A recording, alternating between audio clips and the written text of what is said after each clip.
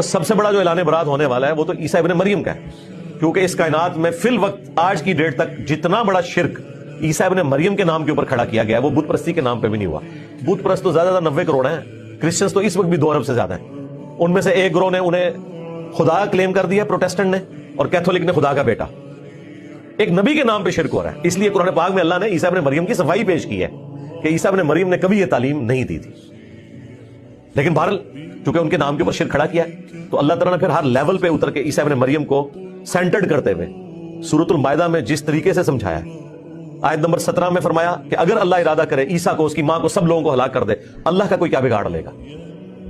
پھر آیت نمبر 72 میں جا کے کہا کہ وہ لوگ کفر کر رہے ہیں جو کہہ رہے ہیں کہ عیسیٰ ابن مریم ہی اللہ ہے،